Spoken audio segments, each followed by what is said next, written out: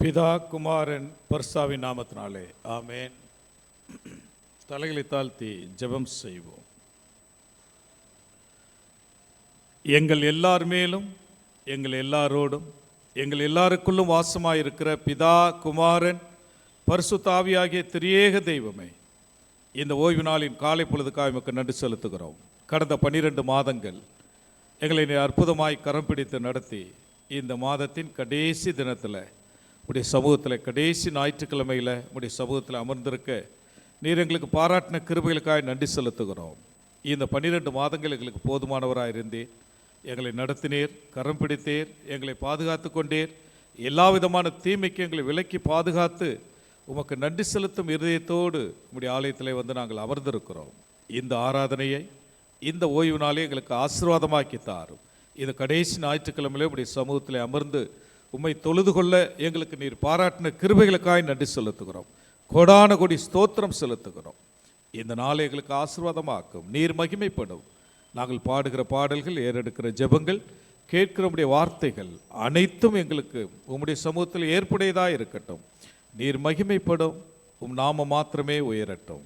தாராளத்தில் எங்களோடு இணைந்து உம்மை தொழுது தோத்தரிக்க வந்து கொண்டிருக்கிற பிள்ளைகளை நேரத்துக்கு அழைத்து வாரும். ஒருமித்து உம்முடைய நாமத்தை உயர்த்தட்டும். இயேசுவின் நாமத்தில் ஜெபிக்கிறோம் நல்ல பிதாவே, ஆமேன். நம்முடைய ஆராதனைக்கு ஆரம்பமாகவும் தேவ நாம மகிமைக்காகவும் நாம் அனைவரும் எழுந்து நின்று பாமாலை 391 பாடுவோம். பாமாலை எண் 391.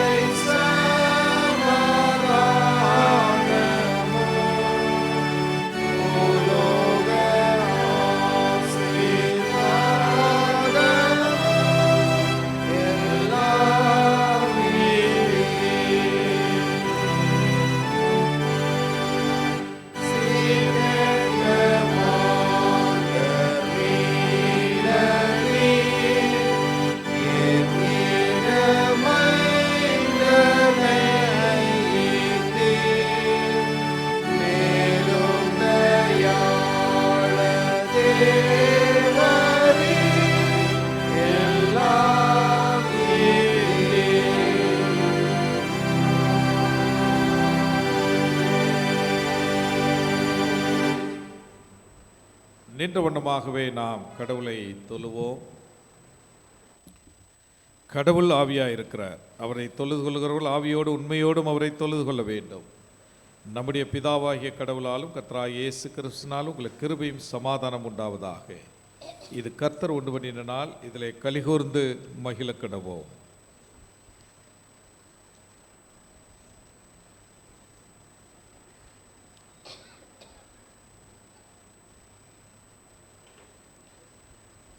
ஆண்டவரே, எங்கள் உதடுகளை திறந்தருளும். அப்பொழுது எங்கள் வாய் புகழை அறிவிக்கும். பிதாவுக்கும் குமாரனுக்கும் பரிசுத்தாவிக்கும் மகிமை உண்டாவதாக.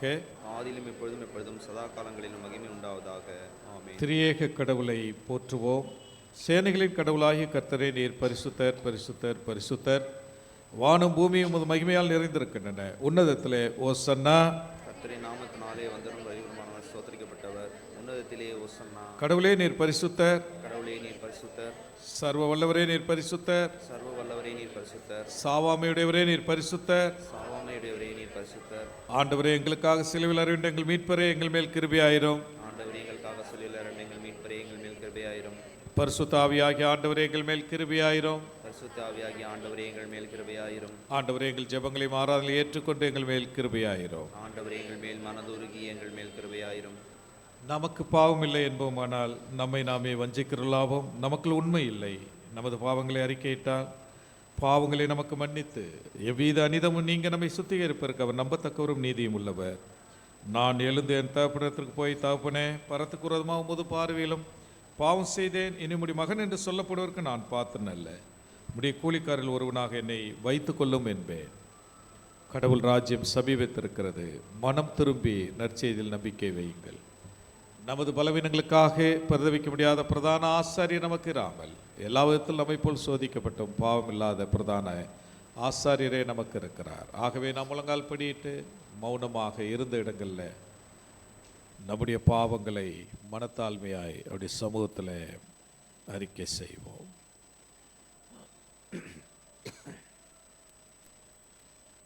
பக்தன் இவ்வாறு பாடுகிறான்: செய்பாவம் நினைந்து நான் வருந்துகின்றேன், அதை செய்யாமல் இருந்திட எனக்கு பலன் இல்லை. மெய்யாக உம் துணை வேண்டுமையா, ஏசையா, உம் பிள்ளை நான் அல்லவா என்று பாடுகிறான். செய்பாவம் நினைந்து வருந்துகிறேன், அதை செய்யாமல் இருந்திட பலனும் இல்லை. செய்பாவம் நினைந்து வருந்துகிறேன், அதை செய்யாமல் இருந்திட பலனும் இல்லை. மெய்யாகவும் துணை வேண்டுமையா, மெய்யாகவும் துணை வேண்டுமையா, ஏசையா, நின் பிள்ளை நான் அல்லவா, ஏசையா, நின் பிள்ளை நான் அல்லவா. பாவம் என்னை தொடர்ந்தாலும் இயேசு தேவா, உம்மை மறவேனே. பாவம் என்னை தொடர்ந்தாலும் இயேசு தேவா, உம்மை மறவேனே. உள்ளத்தில் நல்லெண்ணம் பல உண்டு, ஆனால் வெள்ளத்தில் அடிபட்டு செல்லுகின்றேன். உள்ளத்தில் நல்லெண்ணம் பல உண்டு, ஆனால் வெள்ளத்தில் அடிபட்டு செல்லுகின்றேன். உள்ளதை உம்மிடம் சொல்லிவிட்டேன், உள்ளதை உம்மிடம் சொல்லிவிட்டேன்.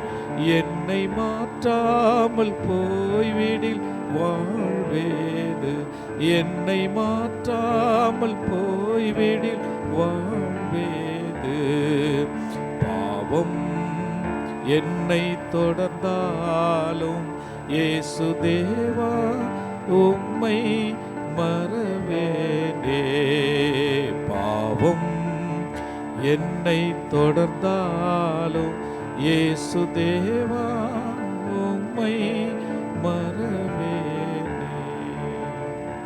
தாழ்மையாக இந்த பாவரிக்க ஜெபத்தை ஏறெடுப்போம். சர்வ வல்லமை மிகுந்த இரக்கமுள்ள பிதாவே, தப்பி போன ஆடுகளைப் போல நாங்களுடைய வழியை விட்டு வழி விழுந்து போனோம். முதுபரிச கற்பனைக்குறமாய் குற்றம் செய்யத்தக்கவில்லை, செய்யாமல் சாவிலை செய்து சுகமே இல்லை. ஆனாலும் ஆண்டவரே, தேவரீர் எங்கள் ஆண்டவராய் இயேசு கிறிஸ்து மூலமாய் மனிதர்கர் செய்த வாக்குத்தத்தின்படியே நிர்பாக்கியமுள்ள குற்றவாளியாக எங்களுக்கு இறங்கு. தப்பிதங்களை இருக்க எங்கள் மேல் பொறுமையாக பாவத்தை துக்கப்படுகிற எங்களை சீர்படும்.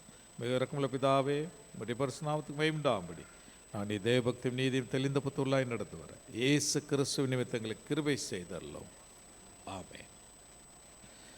சர்வ வல்லமை மிகுந்த இரக்கமுள்ள ஆண்டவர் மன்னிப்பையும் பாவ நிவர்த்தியை நமக்கு கட்டளையிட்டருளி வாழ்க்கை சீர்படுத்துவதற்கான காலத்தையும் தமது பரிசாவின் கிருபையும் தேற்றலையும் தந்தருள்வாராக. ஆண்டவரை துதியுங்கள், அமர்வோம், திருமறை பாடங்கள் வாசிக்க.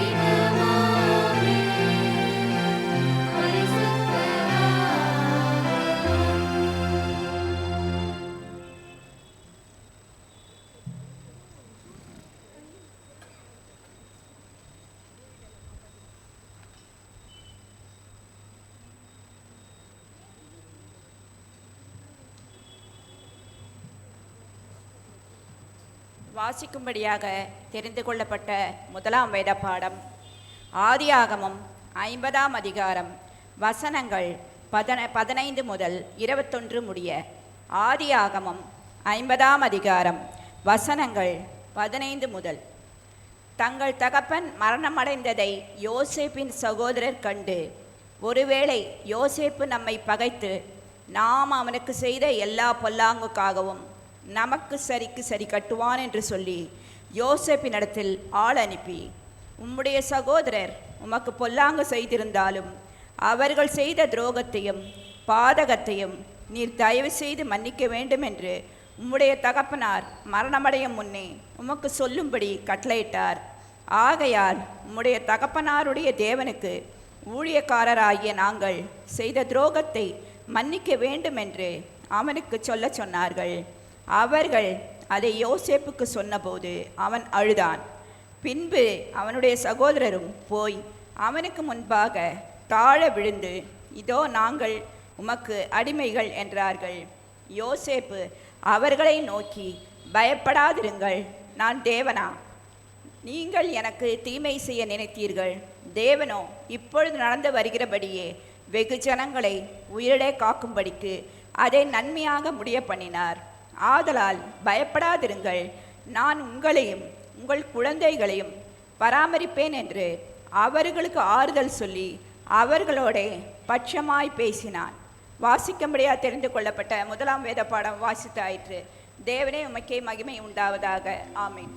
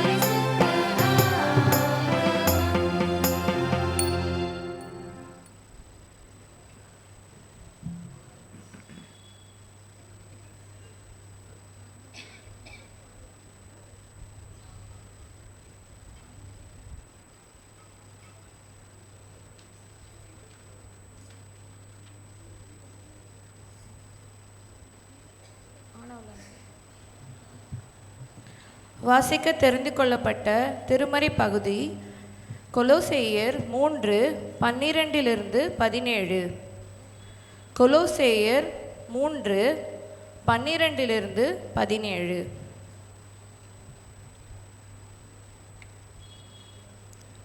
ஆகையால் நீங்கள் தேவனால் தெரிந்து கொள்ளப்பட்ட பரிசுத்தரும் பிரியருமாய் உருக்கமான இரக்கத்தையும் தயவையும் மனத்தாழ்மையையும் சாந்தத்தையும் நீடிய பொறுமையையும் தரித்து கொண்டு ஒருவரையொருவர் தாங்கி ஒருவர் பேரில் ஒருவருக்கு குறைபாடு உண்டானால் கிறிஸ்து உங்களுக்கு மன்னித்தது போல ஒருவருக்கொருவர் மன்னியுங்கள். இவை எல்லாவற்றின் மேலும் பூரண சர்க்குணத்தின் கட்டாகிய அன்பை தரித்து கொள்ளுங்கள். தேவ சமாதானம் உங்கள் இருதயங்களில் ஆழக்கடவது.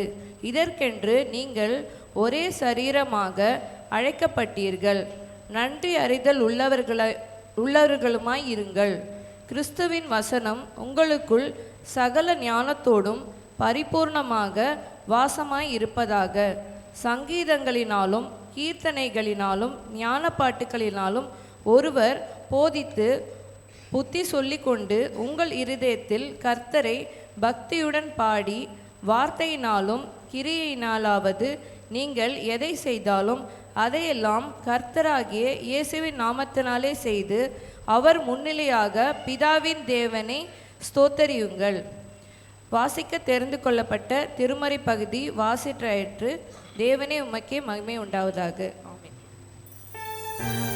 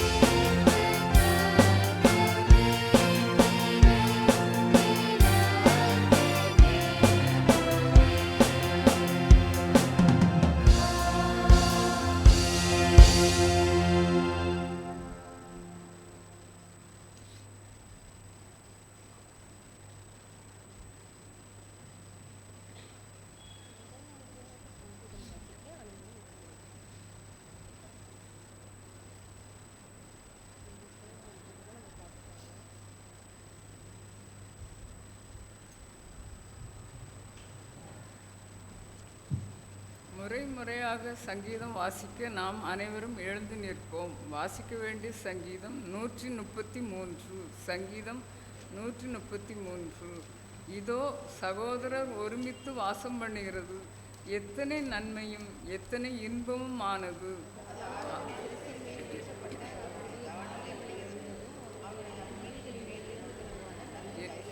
எல்லோரும் சேர்ந்து சொல்வோம். எர்மோன் மேலும் சியோன் பர்வதங்கள் மேலும் இறங்கும் பனிக்கும் ஒப்பாயிருக்கிறது.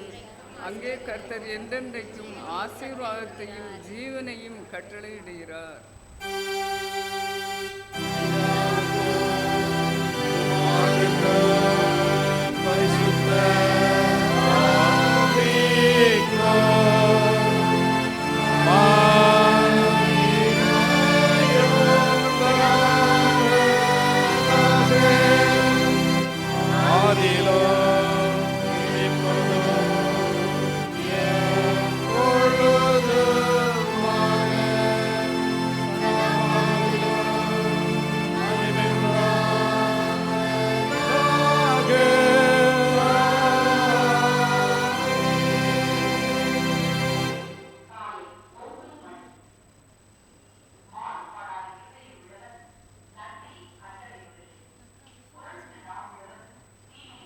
படிக்க தெரிந்து கொள்ளப்பட்ட நற்செய்தி பாடம் பரிசுத்த லூக்கா எழுதின நற்செய்தி நூல் 15ஆம் அதிகாரம் 11ஆம் வசனம் முதல் 32ஆம் வசனம் உடைய. லூக்கா எழுதின நற்செய்தி நூல் 15ஆம் அதிகாரம் 11ஆம் வசனம் முதல். பின்னும் அவர் சொன்னது, ஒரு மனுஷனுக்கு 2 குமாரர் இருந்தார்கள். அவர்கள் இளையவன் தகப்பனை நோக்கி, தகப்பனே, ஆஸ்தியில் எனக்கு வரும் பங்கை எனக்கு தர வேண்டும் என்றான். அந்தபடி அவன் அவர்களுக்கு தன் ஆஸ்தியை பங்கிட்டு கொடுத்தான். சில நாளைக்கு பின்பு இளையவன் எல்லாவற்றையும் சேர்த்து கொண்டு தூர தேசத்துக்கு புறப்பட்டு போய் அங்கே துன்மார்க்கமாய் ஜீவனம் பண்ணி தன் ஆஸ்தியை அழித்து போட்டான். எல்லாவற்றையும் அவன் செலவழித்த பின்பு அந்த தேசத்திலே கொடிய பஞ்சம் உண்டாயிற்று. அப்பொழுது அவன் குறைவுபடத் தொடங்கி அந்த தேசத்து குடிகளில் ஒருவனிடத்தில் போய் ஒட்டி கொண்டான். அந்த குடியானவன் அவனை தன் வயல்களில் பன்றிகளை மேய்க்கும்படி அனுப்பினான். அப்பொழுது பன்றிகள் தின்கிற தவிட்டினாலே தன் வயிற்றை நிரப்ப ஆசையாய் இருந்தான். ஒருவனும் அதை அவனுக்கு கொடுக்கவில்லை. அவனுக்கு புத்தி தெளிந்தபோது அவன் தன் தகப்பனுடைய கூலிக்காரர் எத்தனையோ பேருக்கு பூர்த்தியான சாப்பாடு இருக்கிறது, நானோ பசியினால் சாகிறேன். நான் எழுந்து என் தகப்பனிடத்திற்கு போய், தகப்பனே, பரத்துக்கு விரோதமாக உமக்கு முன்பாகவும் பாவம் செய்தேன். இனிமேல் உம்முடைய குமாரன் என்று சொல்லப்படுவதற்கு நான் பாத்திரன் அல்ல. உம்முடைய கூலிக்காரரில் ஒருவனாக என்னை வைத்துக் கொள்ளும் என்பேன் என்று சொல்லி எழுந்து புறப்பட்டு தன் தகப்பனிடத்தில் வந்தான். அவன் தூரத்தில் வரும்போதே அவனுடைய தகப்பன் அவனை கண்டு மனதுருகி ஓடி அவன் கழுத்தை கட்டிக்கொண்டு அவனை முத்தம் செய்தான். குமாரன் தகப்பனை நோக்கி, தகப்பனே, பரத்துக்கு விரோதமாக உமக்கு முன்பாகவும் பாவம் செய்தேன். இனிமேல் உம்முடைய குமாரன் என்று சொல்லப்படுவதற்கு நான் பாத்திரன் அல்ல என்று சொன்னான். அப்பொழுது தகப்பன் தன் ஊழியக்காரரை நோக்கி, நீங்கள் உயர்ந்த வஸ்திரத்தை கொண்டு வந்து இவனுக்கு உடுத்தி இவன் கைக்கு மோதிரத்தையும் கால்களுக்கு பாதரட்சைகளையும் போடுங்கள். கொழுத்த கன்றை கொண்டு வந்து அடியுங்கள். நாம் புசித்து சந்தோஷமாய் இருப்போம். என் குமாரனாகி இவன் மரித்தான், திரும்பவும் உயிர்த்தான், காணாமற் போனான், திரும்பவும் காணப்பட்டான் என்றான். அப்படியே அவர்கள் சந்தோஷப்படத் தொடங்கினார்கள். அவனுடைய மூத்த குமாரன் வயலில் இருந்தான். அவன் திரும்பி வீட்டுக்கு சமீபமாய் வருகிற போது கீத வாத்தியத்தையும் நடன களிப்பையும் கேட்டு ஊழியக்காரரில் ஒருவனை அழைத்து, இதென்ன என்று விசாரித்தான். அதற்கு அவன், உம்முடைய சகோதரன் வந்தார். அவர் மறுபடியும் சுகத்துடனே உம்முடைய தகப்பனிடத்தில் வந்து சேர்ந்தபடியினாலே அவருக்காக கொழுத்த கன்றை அடிப்பித்தார் என்றான். அப்பொழுது அவன் கோபமடைந்து உள்ளே போக மனதில்லாதிருந்தான். தகப்பனோ வெளியே வந்து அவனை வருந்தி அழைத்தான். அவன் தகப்பனுக்கு பிரதியுத்தரமாக, இதோ இத்தனை வருஷ காலமாய் நான் உமக்கு ஊழியம் செய்து ஒரு காலம் உம்முடைய கற்பனையை மீறாதிருந்தும் என் சிநேகிதரோடே நான் சந்தோஷமாய் இருக்கும்படி நீர் ஒரு காலம் எனக்கு ஒரு ஆட்டுக்குட்டியையாவது கொடுக்கவில்லை.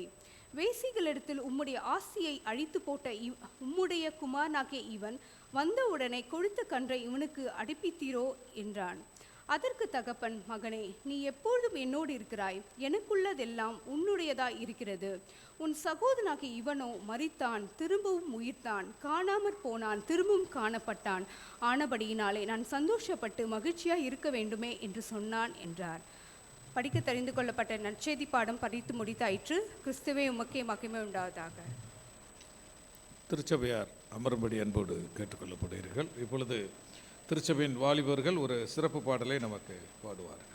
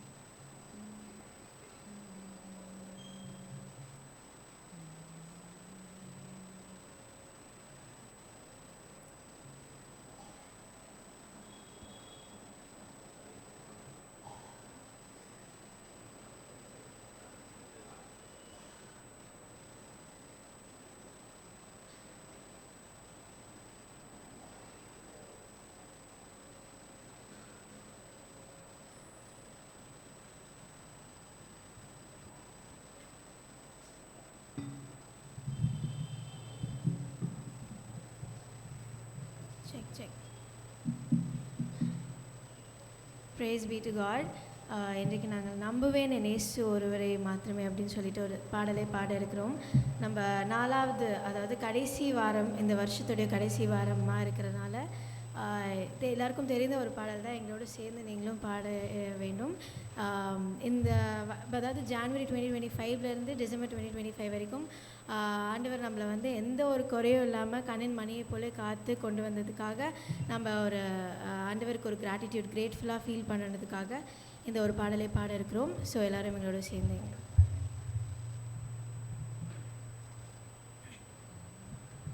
நான் நிற்கும் பூமி நிலை குலைந்து அழிந்தாலும் என் நம்பிக்கையின் அஸ்திவாரம் அசைந்தாலும் நான் நிற்கும் பூமி நிலை குலைந்து அழிந்தாலும் என் நம்பிக்கையின் அஸ்திவாரம் அசைந்தாலும் நான் நம்புவதற்கு ஒன்றுமில்லை என்றாலும் நம்புவேன் என் இயேசு ஒருவரை.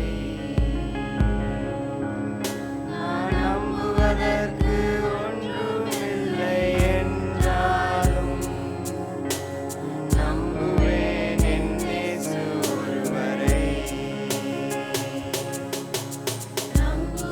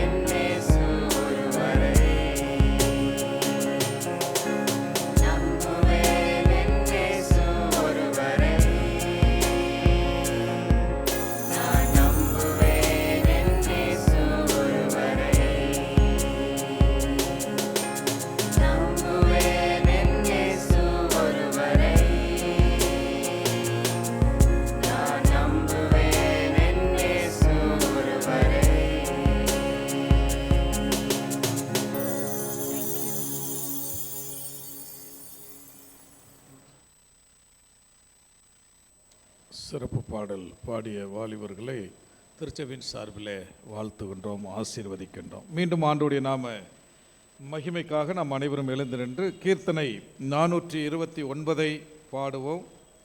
அப்பொழுது நம்முடைய நன்றி படையல்களையும் சந்தா காணிக்கைகளையும் நாம் ஆண்டவருக்கு படைப்போம். கீர்த்தனை 429.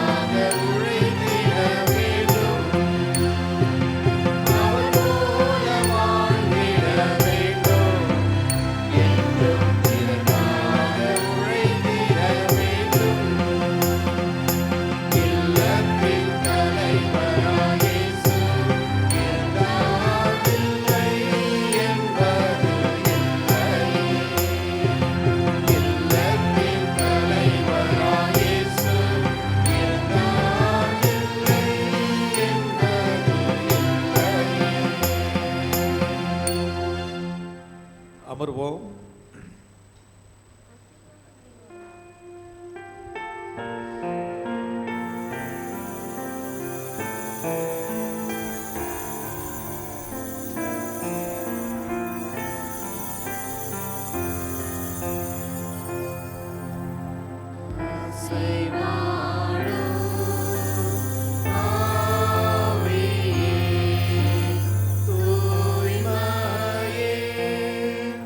ஆ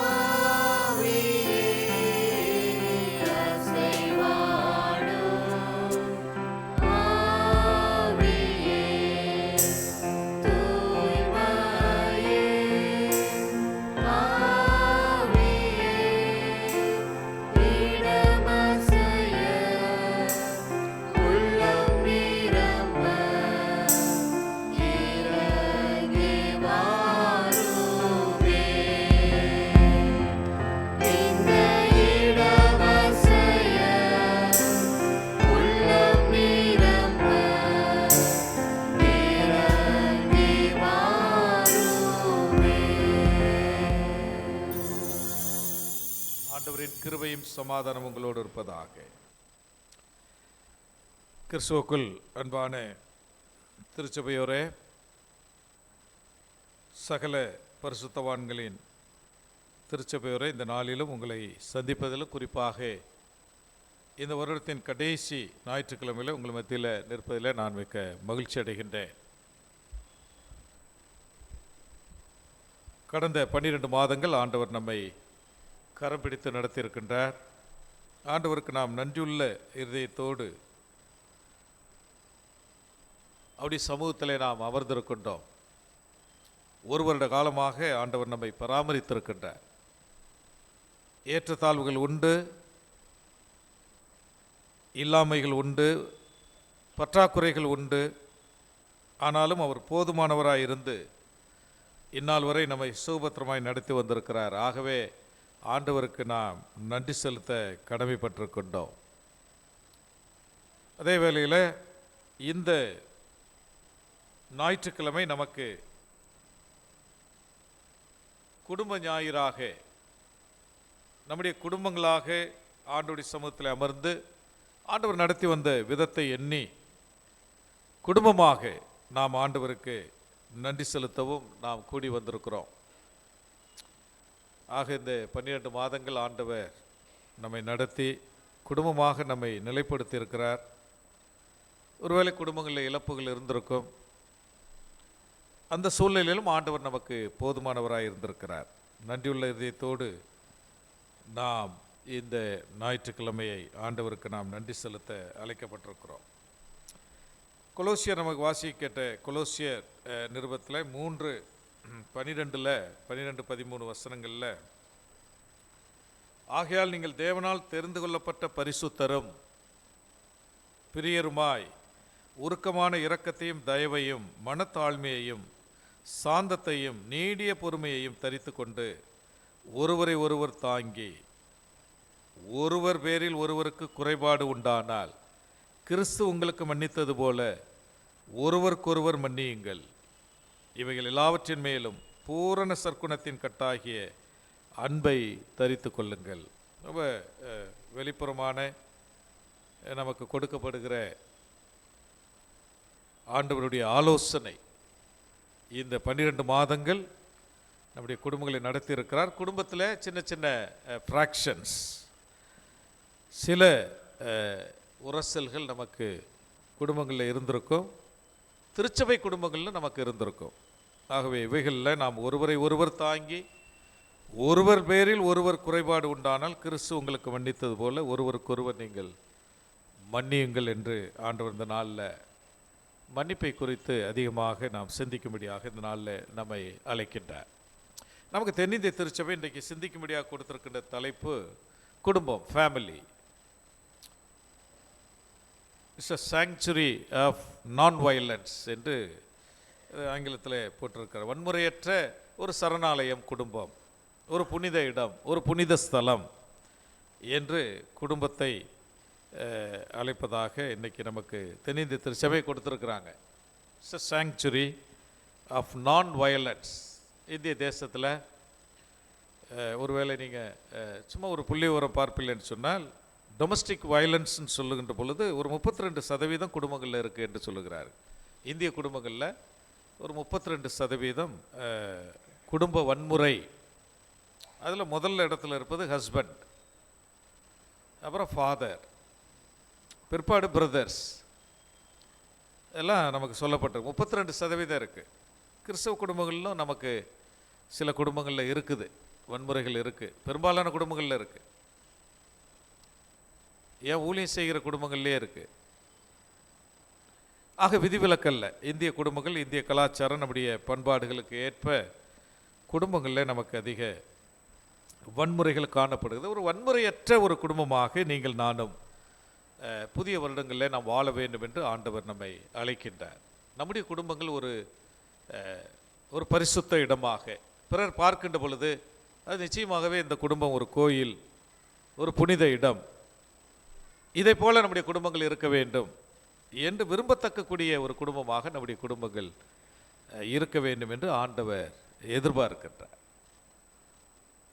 நம்முடைய குடும்பங்கள், இந்திய குடும்பங்களை பொறுத்த வரைக்கும் அன்னை தெரசா ஒரு முறை சொல்லுகின்ற பொழுது, அவரை இங்கிலாண்டில் ஒரு பேட்டி கண்டார்கள். அப்பொழுது அவர் சொன்னார், இந்திய குடும்பங்களுக்கும் பிரிட்டிஷ் குடும்பங்களுக்கு உள்ள வித்தியாசம் என்ன, இங்கிலீஷ் ஃபேமிலிக்கும் உள்ள வித்தியாசம் என்னன்னு சொன்னால், பிரிட்டிஷ் ஃபேமிலிங்க அது குடும்பமே இல்லாமல் தனித்தனியாக இருந்து ஒரு மாதிரி தனிமை, லோன்லினஸ், அது அவங்கள கொஞ்சம் கொஞ்சமாக ஆளை காலி பண்ணிடுது.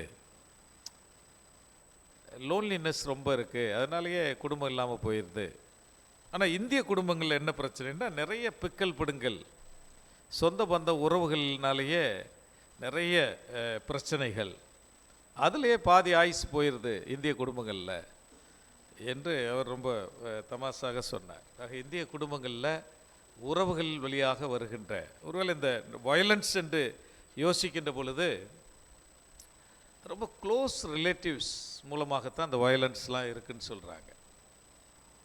அது பெண்களை அப்யூஸ் பண்ணுறதாக இருந்தாலும் சரி, பெண்களை அடிக்கிறதாக இருந்தாலும் சரி, பெண்கள் மீது ஃபோர்ஸ் பண்ணுறதாக இருந்தாலும் சரி, ரொம்ப க்ளோஸ் ரிலேட்டிவ்ஸ்.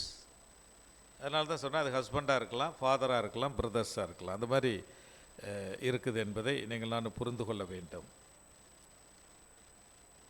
திருச்சபை குடும்பங்கள், ரட்சிக்கப்பட்ட குடும்பங்கள், கிறிஸ்துவுக்குள்ளே வாழக்கூடிய கிறிஸ்தவர்கள் என்று சொல்லக்கூடிய நம்முடைய குடும்பங்கள், நம்முடைய குடும்பங்கள் இன்றைக்கு எவ்வாறு இருக்குது என்பதை சிந்தித்து பார்க்க இந்த நாளில் நான் உங்களை அழைக்கின்றேன். நமக்கு உதாரணமாக ஒரு குடும்பத்தை நாம் எடுத்துக்கொள்ளலாம். இன்னைக்கு நமக்கு சிந்திக்க முடியாது கொடுத்திருக்கின்ற தலைப்பில் ஆதியாகம புஸ்தகம் 50ஆம் அதிகாரம், அதில் ஒரு குடும்பம், ஏறக்குறைய நம்ம குடும்பத்தை போல தான் அந்த குடும்பமும், ரொம்ப விதிவிலக்கெல்லாம் ஒன்றும் இல்லை. அந்த குடும்பம் எப்படி சிக்கி கொண்டது, சாத்தானுடைய தந்திரங்களில் அவைகள் சிக்கி எவ்வாறு அவைகள் அதிலிருந்து மீண்டு வர்றாங்க என்பது யோசேப்பின் வழியாக நீங்கள் நானும் அறிந்து கொள்ள முடியும் என்பது இந்த நாளினுடைய சிந்தனை. இந்த உலகத்தில் கிறிஸ்தவ மக்களாகிய உங்களுக்கும் எனக்கு இருக்கிற மிகப்பெரிய ஒரு ஆபத்து என்னென்னா, சாத்தானுடைய தந்திரம் என்னென்னா, நம்ம சிக்க வைக்கிற தந்திரம் என்னன்னு சொன்னால், மன்னிக்க முடியாத தன்மை. One of the most dangerous traps that you will ever face in your life is Satan's trap of unforgiveness. மன்னிக்க முடியாத தன்மை. கணவன் மனைவி, பெற்றோர் பிள்ளைங்க, இல்லை உறவுகளில், திருச்சபைகளில். அதனால தான் அந்த வசனம் கொலோசியர் ரொம்ப அழகாக, ஒருவர் பேரில் ஒருவர் உங்களுக்கு குறை உண்டானால் கிறிஸ்து உங்களுக்கு மன்னித்தது போல ஒருவருக்கொருவர் மன்னியுங்கள். ஸோ இதுதான் இன்றைக்கு குடும்பங்களில் காணப்படுகிற வன்முறைக்கு மிக மிக முக்கியமான காரியமாக, அது பெரிய கசப்புக்கு நேராக நம்மை நடத்துகிறது. It will leads to bitterness. பெரிய கசப்பு உணர்வு நமக்குள்ளே வந்து விடுகிறது. அது நமக்கு ஒரு போதையாகவே மாறிவிடுகிறது. அந்த கசப்பை நம்ம வைத்துக் கொள்ளுகிறோம். Bitterness can be toxic. அதை நம்ம பருக ஆரம்பித்து விடுகின்றோம். அதனால யாரையும் நம்ப மாட்டேங்கிறோம். எந்த சூழ்நிலையும் யாரையும் நம்ம நம்புறதில்லை. சபையை நம்புறதில்லை, சபை ஊழியர்களை நம்புறதில்லை, சபையில் காணப்படுகிற காரியங்களை நம்புறதில்லை. ஏன் நம்முடைய பிஸ்னஸ்களில், நம்ம வேலை செய்கிற இடங்களில் நம்பிக்கை இல்லாமல் போய்விடும். கசப்பு, அது ஒரு வேறு. ரொம்ப அழகாக சொல்லப்பட்டிருக்கு. எபிரேயர் 12:15 பாருங்க. எபிரேயர் 12:15 இல்லை, அது கசப்பு ஒரு வேறு. அது முளைச்சிருச்சுண்டா அவ்வளோதான். வாசிங்க எபிரேயர் 12:15.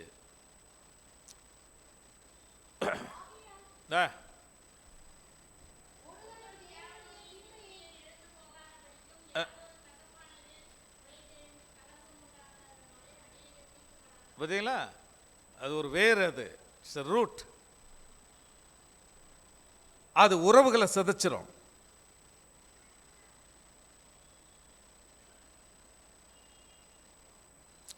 ஒருவேளை திருமறையில் நம்ம பார்க்குற இந்த குடும்பம், யோசேப்பு அல்லது யாக்கோபுடைய இந்த குடும்பத்தில் காணப்படுகிற கசப்பு,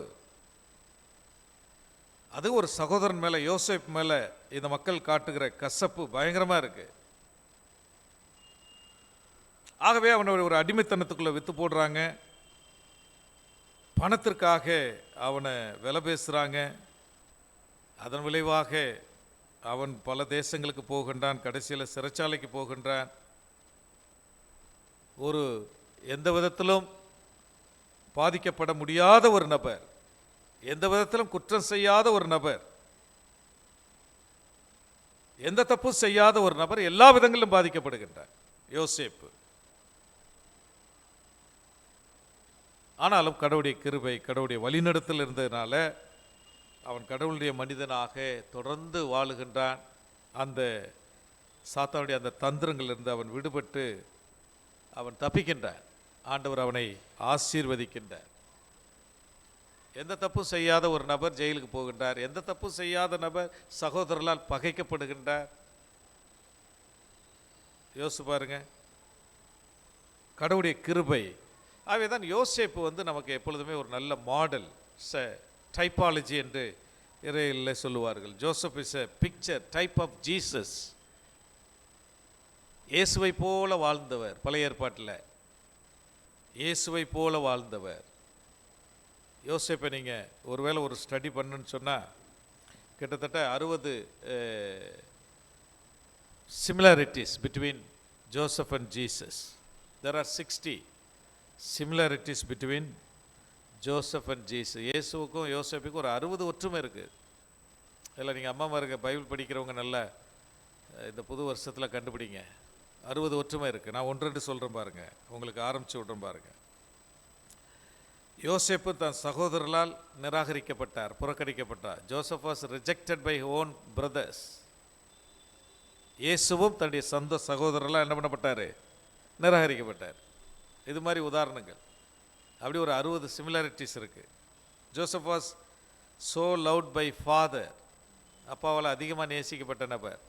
யாக்கோபால் அதிகமாக நேசிக்கப்பட்ட நபர். ஜீசஸ் வாஸ் ஆல்சோ, இவர் என்னுடைய நேசகுமாரன், இவரில் நான் ரொம்ப மிகுந்த அன்பு, ஏகபுத்திரன், ஏகசுதன்.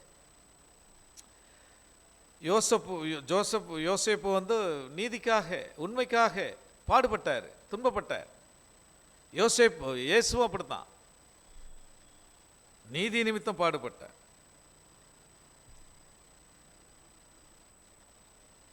யோசேப்பை ஜெயிலுக்கு அனுப்புனாங்களா? இயேசுவை அரெஸ்ட் பண்ணாங்க, ஜெயிலுக்கு அனுப்புனாங்க. இல்லை, இயேசு யோசேப்பு உயர்த்தப்பட்டாரா? எகிப்துக்கு உயர்த்தப்பட்டாரா? இயேசுவும் உயர்த்தப்பட்டார். எல்லா நாமங்களுக்கும் மேலாக அவர் கல்லறையிலிருந்து எழுந்தி எல்லா நாமங்களுக்கு மேலாக உயர்த்தப்பட்டிருக்கிறார். யோசேப்பு மன்னித்தாரா? இயேசு மன்னித்தார். பிதாவே தாங்கள் செய்வது என்னதென்று. யோசேப்பு ரொம்ப அழகாக, அந்த வசனம் இல்லை ரொம்ப அழகாக போட்டிருக்குல்ல. 50:20 பாருங்க. 50:20 ஆதியாகமம் 50:20 பாருங்க. வாசி. நீங்கள் எனக்கு தீமை செய்ய நினைத்தீர்கள்,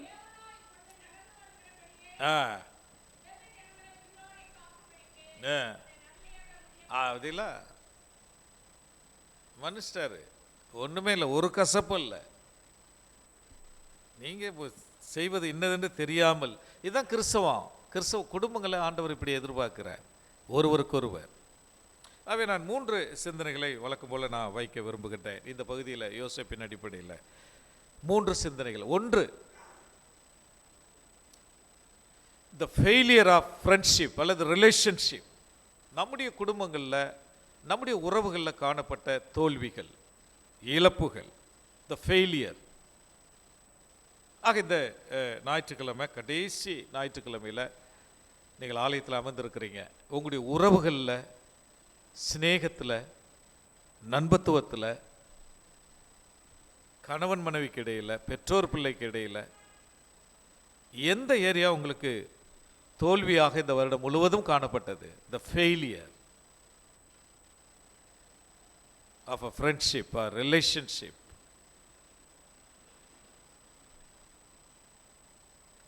பல நேரங்களில் நாம் காயப்படுத்தப்படுகிறோம்.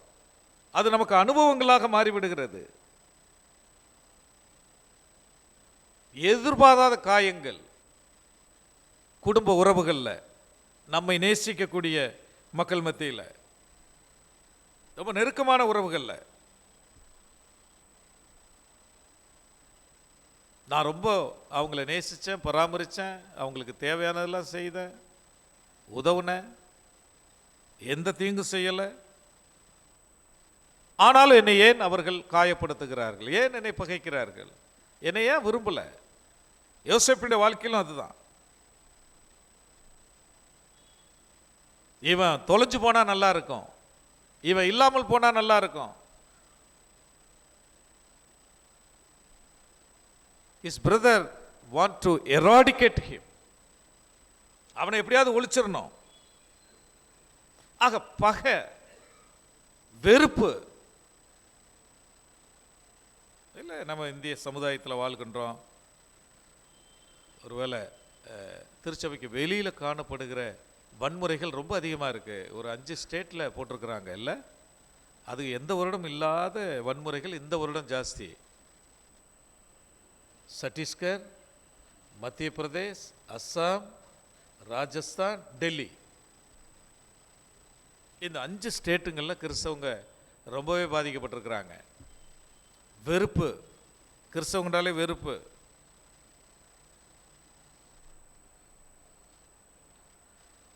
பயங்கரமாக அடிச்சு நொறுக்கி இருக்கிறாங்க. பண்டிகைகள் கொண்டாட முடியல, கேரல் ரவுண்ட்ஸ் போக முடியல. இல்லை, வெறுப்பு பயங்கரமாக இருக்கு, ரொம்ப கூடிக்கிட்டே இருக்கு, இன்க்ரீஸ் ஆகிக்கிட்டே இருக்கு இந்திய மக்கள் மத்தியில். அப்போ திருச்சபை எப்படி இருக்கணும்? திருச்சபை நாம எப்படி இருக்கணும்? திருச்சபைக்குள்ள எப்படி இருக்கணும்? பகை 37ஆம் அதிகாரம், ஆதியாகமம் 37ஆம் அதிகாரத்தில் பாருங்க, அந்த பகையினுடைய உச்சபட்சங்கள் ரொம்ப அழகா சொல்லப்பட்டிருக்கு. வெறுத்தார்கள், தன் சகோதரனை வெறுத்தார்கள். இந்த யாக்கோபுடைய குடும்பம் வந்து, Jacob's family was a dysfunctional family. ஒரு முறையற்ற ஒரு குடும்பம். அது நம்ம குடும்பங்களை போல தான், முறையற்ற உறவுகள். ஒரு கடவுளுக்கேற்ற குடும்பம் கிடையாது அது ஆக்சுவலாக. இல்லை, ஒரு நீ யோசிச்சு பாருங்க, நம்முடைய குடும்பங்களும் அப்படி தான். ஆனால் ஆண்டவர் அதற்குள்ளே தான் நடத்துகிறாரு. நம்ம குடும்பங்களும் ஒரு விதமான குடும்பங்கள் தான். ஆண்டவருக்கு அவ்வளோ பிரியம் இல்லை, ஒரு டிஸ்ஃபங்க்ஷனல் ஃபேமிலி தான். நீ யோசிச்சு பாருங்க நம்முடைய குடும்பங்களை. சில நேரம் கொஞ்சம் நல்லா தெரியும், டீசெண்டாக இருக்கும், சில நேரம் ரொம்ப கன்றாவியாக இருக்கும். குடும்பங்களை நீங்கள் கவனிச்சிங்கள்டா.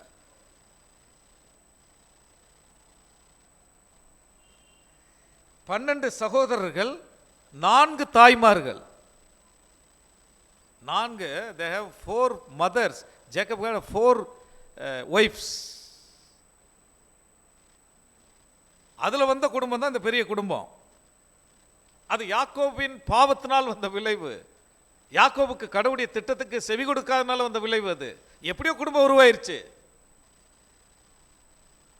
ஏதோ ஒரு அரேஞ்ச்மெண்ட், ஏதோ திருமணம் நடந்து எப்படியே குடும்பங்கள் இயங்கி கொண்டிருக்கிறது நம்முடைய குடும்பங்கள். சில குடும்பங்கள் நல்ல சிஸ்டமேட்டிக்காக போயிட்டுருக்கு, சில குடும்பங்கள் கடவுளுடைய திட்டத்துக்கு எதிராக அது இதுன்ட்டு ஏதாவது ஒன்று நடந்திருக்கும். இன்றைக்கி இருக்கிற பிள்ளைங்க சொல்கிற லவ் அது இதுன்ட்டு ஏதாவது ஒன்று நடந்து ஏதோ ஒரு குடும்பம் உருவாயிருச்சு. Dysfunctional family. நம்முடைய முற்பிதா ஆபிரகாம், ஈசாக்கு, யாக்கோபுடைய குடும்பமும் டிஸ்ஃபங்க்ஷனல் ஃபேமிலி. ஆகவே don't worry about your family. Hallelujah. என் குடும்பம் தாறுமாறாக இருக்க, வரி பண்ணாதீங்க.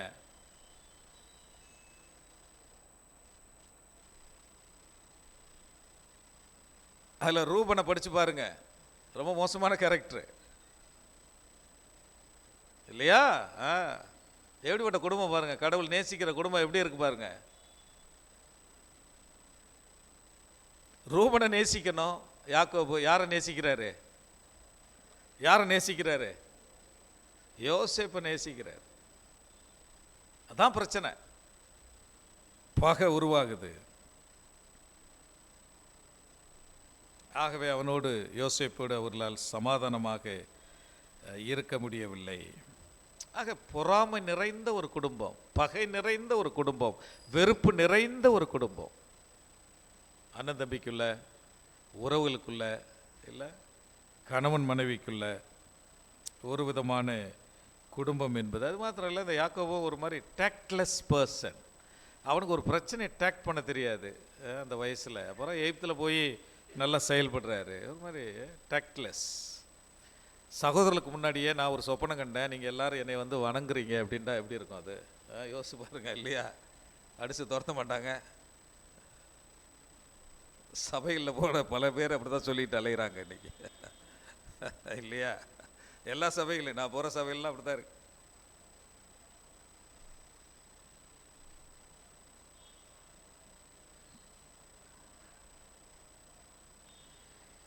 ஆகவே கசப்புகள், பகைகள் வருகின்ற பொழுது, கணவன் மனைவி, பெற்றோர் பிள்ளைங்க, சகோதர சகோதரிகளுக்கு இடையே வருகின்ற பொழுது அது பல்வேறு பிரச்சனைகளை கொண்டு போய் விட்டு விடுது. ஒருவேளை சில நேரங்களில் நம்ம என்ன யோசிக்கிறோம் அப்படின்னு சொன்னால், குடும்பங்களில் நம்ம இந்திய குடும்பங்களில் ஒன்று இருக்குது இல்லையா, இந்த சைலண்ட் ட்ரீட்மெண்ட் என்று சொல்லுவோம்.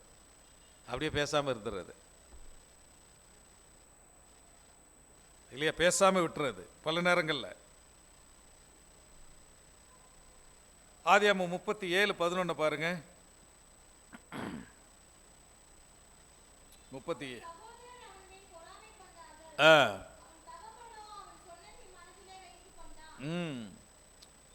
சரியா? கொஞ்சம் அதை பிரச்சனையை தீர்த்துருக்கணும், தகப்பன் தீர்த்துருக்கணும், தீர்க்க ஆயத்தமாக இல்லை. ஒரு சைலண்ட் ட்ரீட்மெண்ட்டு. கணவன் மனைவிக்கு இடையில கூட பல நேரங்களில் பாருங்கள் அப்படியே பேச மாட்டோம் இல்லை. இந்த விளையாட்டாக சொல்லுவாங்கல்ல, ஒருத்தர் ஃப்ளைட் பிடிக்க 5 மணிக்கு எந்திரிச்சு போகணும். இப்போ தெரியல அந்த கதை உங்களுக்கு. ஃப்ளைட்டு பிடிக்க 5 மணிக்கு எந்திரிச்சு போகணும். சரியா? பேச மாட்டாங்க கணவன் மனைவிங்க. 2 பேரும் சண்டை போட்டாங்க. ரொம்ப சைலண்ட்டாக 2 பேரும் அப்படியே மூவ் பண்ணிகிட்ருக்காங்க. ஒரு வாரமாக ஒரு பேப்பர் எடுத்து ஒய்ஃபு பெட்டுக்கு பக்கத்தில் 5 மணிக்கு எழுப்பி விடுன்னு வச்சிட்டார், நான் ஃப்ளைட் பிடிக்கணுன்ட்டு. சரியா? தூங்கிட்டார். 9 மணிக்கு தான் எந்திரிச்சார். எழுப்பலையா அப்படின்ட்டு போய் பார்த்தா அந்த அம்மா அது பக்கத்தில் ஒரு நோட் போட்டு, நான் 5 மணிக்கு எந்திரிச்சிட்டேன் அப்படின்ட்டு எழுதி வச்சுருக்கு. 5 மணிக்கு நீ எலும்பு, எப்படி 5 மணிக்கு என்னை எழுப்பி விடுண்டா, நீங்கள் 5 மணிக்கு எந்திரிச்சிருங்க அப்படின்ட்டு அதை எழுதி வச்சு. ஏன்னா சைலண்ட் ட்ரீட்மெண்ட். பல நேரங்களில் அப்படி தான் குடும்பங்களில் நம்ம பல நேரங்களில் நம்ம குடும்பங்கள் அப்படித்தான் போகின்றது. இந்த நபரை முற்றிலுமாக, இந்த பெட்ராயல் முழுவதுமாக இந்த நபரை ஒழித்து கட்ட பார்க்குறாங்க. யோசேப்பை முழுவதும் ரிஜெக்ட் பண்ணுறாங்க. அவ்வளோ பொறாமை. ஒரு சம்பவ வாசித்து கொண்டு வந்தேன். கேம்பிள் மார்கன் என்று சொல்லக்கூடிய ஒரு பாஸ்டர். அவர் பாஸ்டருக்கு போகிறதுக்கு முன்னாடி மினிஸ்ட்ரிக்கு செலக்ட் ஆகிருக்கிறாரு. அது இங்கிலாண்டில் என்னன்னு சொன்னால், அந்த ப்ரீச் பண்ணி முடித்த உடனே தான் செலக்ட் பண்ணுவாங்க. அதுக்காக அந்த இன்டர்வியூக்காக போயிருக்கிறாரு. போனால் அவர் ரிஜெக்ட் பண்ணப்பட்டார். ரிஜெக்டட் வந்துருச்சு அவருடைய இன்டர்வியூவில். அவங்க அப்பாவுக்கு ஒரு டெலகிராம் அந்த காலத்தில் 1888 ஒரு டெலகிராம் கொடுக்குறாரு. அப்பா, நான் ரிஜெக்ட் ஆகிட்டேன், மினிஸ்ட்ரியிலேருந்து ரிஜெக்ட் ஆகிட்டேன். உடனே அவர் பிள்ளையை என்கரேஜ் பண்ணுமே. அவர் அங்கேருந்து, you are rejected on earth, இந்த பூமியில் தான் நிராகரிக்கப்பட்டிருக்க, you are accepted in heaven. அவர் ரொம்ப அழகாக போட்டு, you are rejected in on earth, you are accepted in heaven. அதனால் நீ பயப்படாத, ஆண்டவர் உன்னோடு இருக்கிறார். அவர் பெரிய பிரசங்கர் பிற்காலத்தில். ஜார்ஜ் கேம்பிள் மார்கன் என்று சொல்லக்கூடிய மிகப்பெரிய பிரசங்கர், இவாஞ்சலிஸ்ட். 19ஆம் நூற்றாண்டுகளில் இங்கிலாந்து தேசத்தை அசைச்சவர்.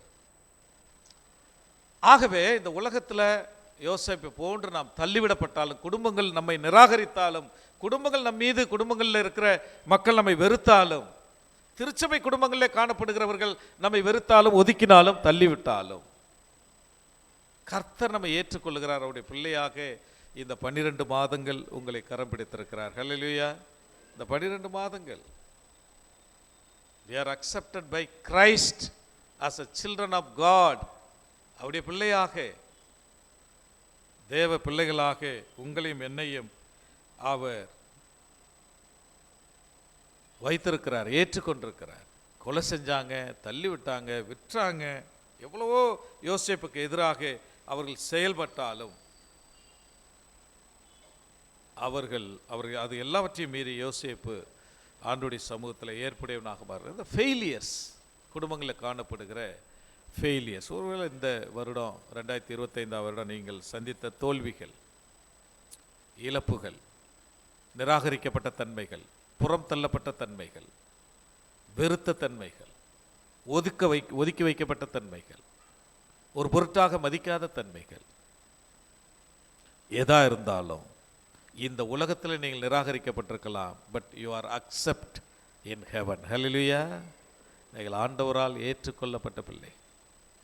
ஆண்டவர் உங்களை ஏற்றுக்கொண்டிருக்கிறார். ஆண்டவர் உங்களை நிராகரிக்கவில்லை என்பதை நீங்கள் நான் புரிந்து. ரெண்டாவது யோசேப்பில் சுருக்கமாக யோசேப்புடைய ரெண்டாவது தன்மை என்னவென்னு சொன்னால், not only the failure of relationship or friendship, the focus of the faithful.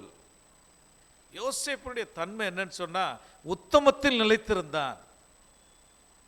He always focus on faith, faithfulness.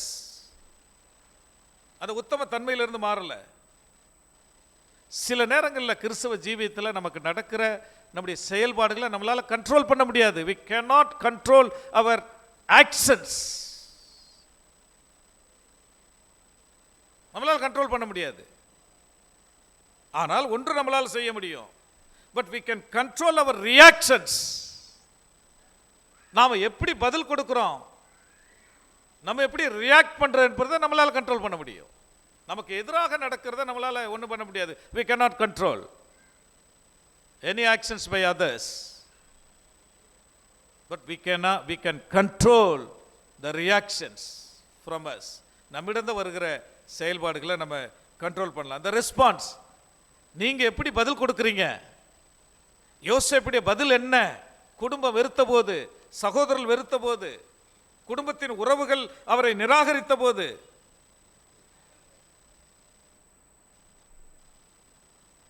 யோசேப்பு ஒரு உக்ரானக்காரன், ஸ்டூவர்ட். கிறிஸ்தவ மக்களாகிய நீங்கள் நானும் திருச்சபைக்கு ஆண்டவர் ஏன் உங்களை அழைத்திருக்கிறார்? உக்ரானத்துவ பணி. நீங்கள் நானும் பொறுப்பாளர்கள். வெறுமன கிறிஸ்தவ ஜீவியத்துக்கு ஆண்டவர் நம்மை அழைத்து ஆசீர்வதித்து அனுப்புவதற்காக அல்ல. நீங்கள் பொறுப்பாளி, உக்ரானக்காரர்கள். ஒவ்வொரு குடும்பமும், ஒவ்வொரு குடும்பத்தின் உள்ள பிள்ளைகளும் உக்ரானத்துவ தன்மை, stewardship. The stewardship always required faithfulness. உக்ரானத்துவம் என்பது, பொறுப்புள்ள தன்மை என்பது எப்பொழுதுமே அது எதிர்பார்ப்பது உத்தமம், உத்தமத்தோடு வாழ்வது. யோசேப்புடைய வாழ்க்கையில் தோல்விகள் அதிகம். He was not a successful man in his family relationship, in his brother's relationship. எதிலுமே அவன் சக்சஸ்ஃபுல் கிடையாது. ஸ்லேவ், அடிமையாக விற்கப்பட்டான். But he make one choice. அவன் தீர்மானித்தான், நான் கடவுளுக்கு எப்பொழுதுமே என்னவா இருப்பேனா? உத்தமமாக இருப்பேன். எந்த நிலையிலும் உத்தமமாக இருப்பேன். நான் அடிமையாக இருந்தாலும் சரி, நான் விற்கப்பட்டாலும் சரி, நான் நிராகரிக்கப்பட்டாலும் சரி, என்னை யாரும் நேசிக்கவில்லை என்றாலும் சரி, நான் ஒளிந்து போக வேண்டும் என்று யோசித்தாலும் சரி, என்னுடைய உத்தமத்திலிருந்து நான் மாற மாட்டேன். இல்லை, அந்த அம்மா போத்திபார் அவருடைய மனைவி அவனை சோதிச்சது இதெல்லாம் விழலை. பல நேரங்களில் கிறிஸ்தவ ஜீவியத்தில், குடும்ப ஜீவியத்தில் 12 மாதங்கள் நீங்கள் நடத்தி இருக்கிறீங்க. இந்த வருஷத்தில் நீங்கள் யோசிச்சு பாருங்க, எப்பெல்லாம் நீங்கள் டெம்ப்ட் பண்ணப்பட்டீங்க. ப்ரொமோஷனுக்காக, பதவிக்காக, பணத்திற்காக, செக்ஸிற்காக, லஸ்டுக்காக, எப்பெல்லாம் நீங்க சோதிக்கப்பட்டீங்க யோசிச்சு பாருங்க. உங்களுடைய ஒய்ஃப் உங்களுக்கு உண்மையா இல்லாத நேரத்தில், உங்க பிள்ளைங்க உங்களை பகைச்ச நேரத்தில், வெறுத்த நேரத்தில்,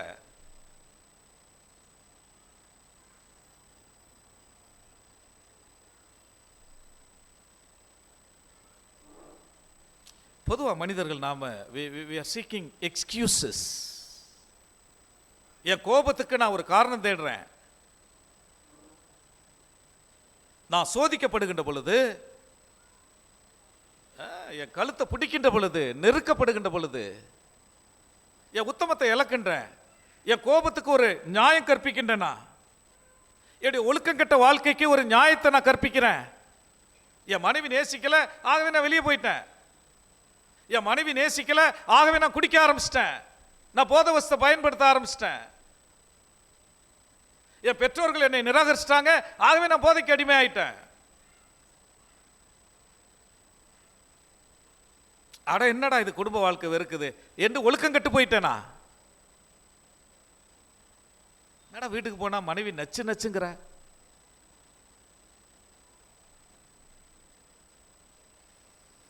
நம்ம பாஷையில பேசுறேனா? சரியா? யோசிச்சு பாருங்க நீங்க. இல்ல, we are seeking excuses for our anger, immorality, unfaithfulness. நீ அப்படி பண்ண, ஆகவே தான் நான் இப்படி துரோகம் பண்ணேன். நீ இப்படி பண்ண, நீங்க இப்படி பண்ணீங்கப்பா, ஆகவே தான் நான் இதுக்குள்ள போயிட்டேனா? நீங்க என்னை புரிஞ்சுக்கிறலப்பா, ஆகவே தான் நான் இதை தேடினப்பா. வாலிப பிள்ளைங்க. But Joseph was focused on his faithfulness towards God. Hallelujah. Hallelujah. இந்த 12 மாதங்க எப்படி இருந்தீங்கன்னு யோசிச்சு பாருங்க. எந்த இடங்கள்ல நீங்க டெம்ப்ட் பண்ணப்பட்டீங்க, எந்த இடங்கள்லாம் விழுந்தீங்கன்னு யோசிச்சு பாருங்க. ரொம்ப அழகா ஒரு ஆசிரியர் ரொம்ப அழகா அவர் சொல்றாரு இல்ல. 39:7 வாசிங்க. ஆதியாகமம் 39:7 வாசிங்க.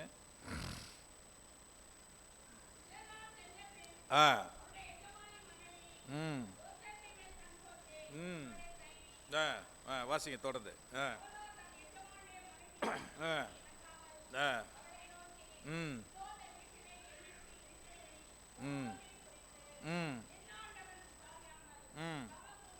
அவன் அந்த வஸ்திரத்தை விட்டு ஓடினான்னு போட்டிருக்கல, வஸ்திரத்தை அதை வாசிங்க. அடுத்தடுத்து வாசிங்க.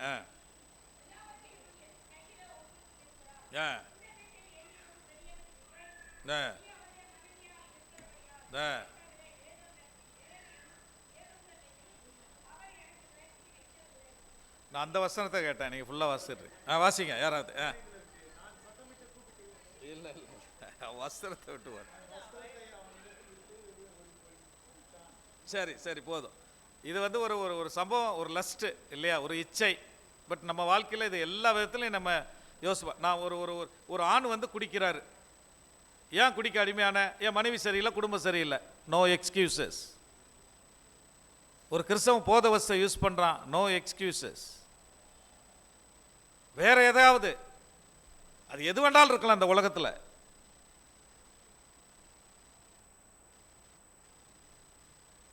அந்த ஆசிரியர் ரொம்ப அழகா சொல்ல, Joseph fled the room Potiphar's wife and took his cloth by the way, but she took his cloth, but he did not his character.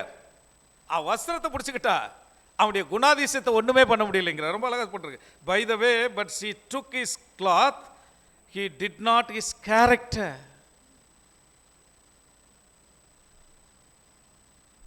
ஒரு கிறிஸ்தவன் தான் எப்பொழுதுமே தான் உத்தம தன்மையை எந்த நிலையில் இழக்கக்கூடாது. எவ்வளோ போராட்டங்கள் வரலாம், குடும்ப வாழ்க்கையில் அது ஜாஸ்தியாக இருக்கும். அதுக்காக வேற வேற காரியங்களை தேடக்கூடாது. இன்டெகிரிட்டி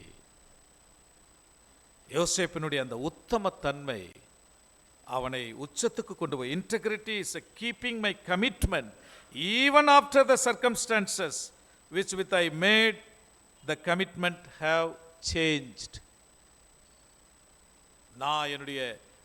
நான் ஒப்படைச்ச அல்லது அர்ப்பணிச்ச அந்த உண்மைத்துவத்திலிருந்து சூழ்நிலைகள் வேற மாதிரி நடந்தாலும் என்னுடைய உத்தம தன்மையை ஒருபோதும் விடக்கூடாது. ஈவன் ஆஃப்டர் த சர்க்கம்ஸ்டான்சஸ், எந்த சூழ்நிலையும் உத்தம தன்மையை இழக்கக்கூடாது. Integrity is loving your wife when her help changed. உங்கள் மனைவி நல்லா உங்களை கவனிச்சுட்டே இருக்கிறாங்க, கொஞ்சம் மாறுறாங்க, உத்தமத்தை மாற்றிடாதீங்க. மனைவியை நேசிக்கிறத, கணவனை நேசிக்கிறத.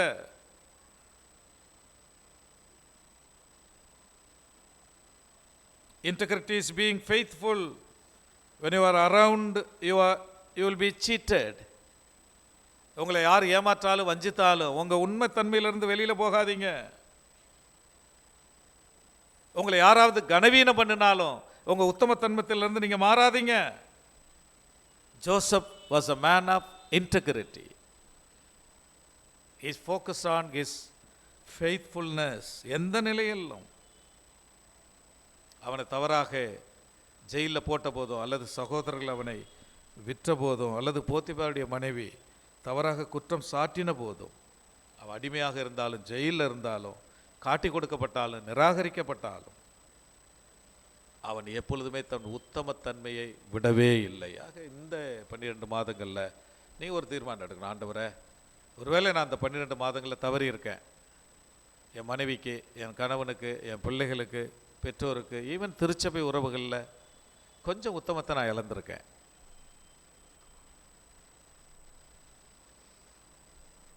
ரெண்டாவது அதில் நீங்கள் பார்த்தீங்கன்னு சொன்னால் 48 பாருங்களேன். 48 நீங்கள் வாசிக்க வேணாம் அதை. The focus of service.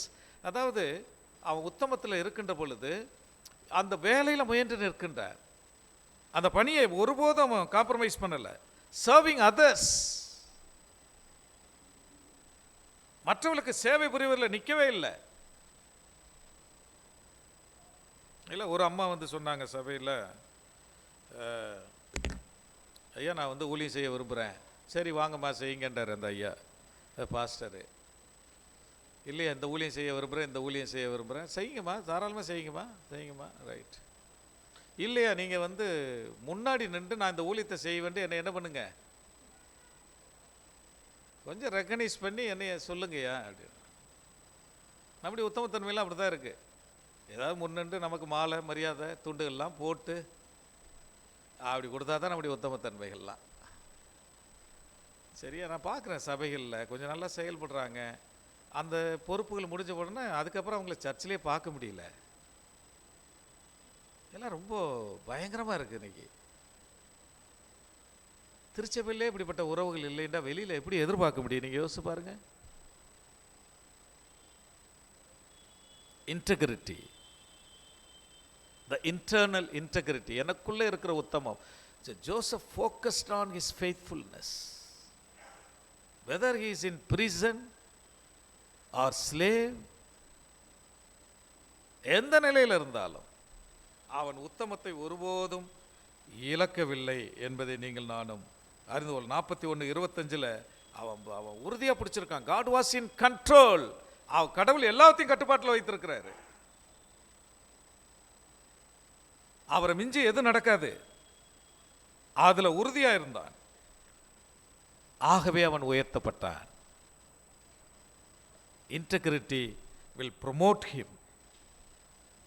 அவனை உயர்த்தியது என்பதை நீங்கள் நான் கடைசியாக ஒரு குறிப்பு, இந்த ஃப்ரீடம் ஆஃப் ஃபர்கிவ்னஸ் 3 சொல்லியிருக்கேன். ஒன்று வந்து the failure of friendship or relationship, உறவுகளில் காணப்பட்ட தோல்விகள், அவைகள் மத்தியில் is focus on his faithfulness. அவன் உத்தமத்தில் மாறலை.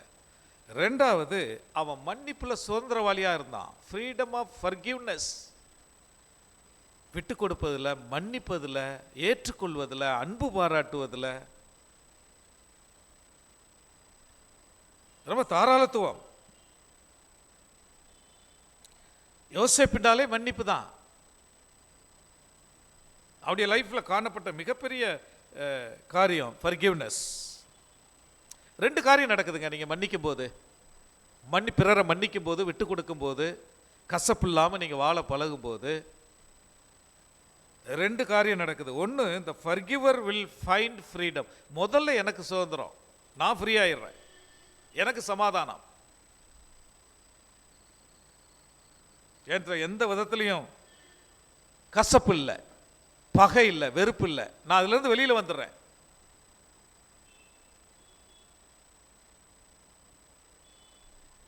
So the forgiver is free. நான் சுதந்திரமாயிடுறேன். தான் இந்த 45:3 போட்டிருக்கு. திரும்ப வர்றாங்க இல்லை, இந்த சகோதரர் வர்றாங்க. 45:3 வாசிங்க. 45:3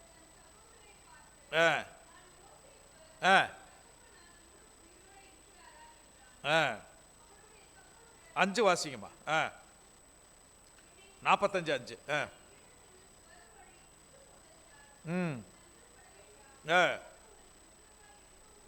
ஆ ஆ எவ்வளோ பெரிய சம்பவம் பாருங்க, அது எவ்வளோ எளிதாக எடுத்துகிட்டு போகிறாரு பாருங்க, எந்த கசப்பு இல்லாமல் எப்படி எடுத்துகிட்டு போகிறாரு பாருங்க யோசேப்பு. என்ன மனநிலை பாருங்க, சாதாரண மனநிலை இல்லை அது.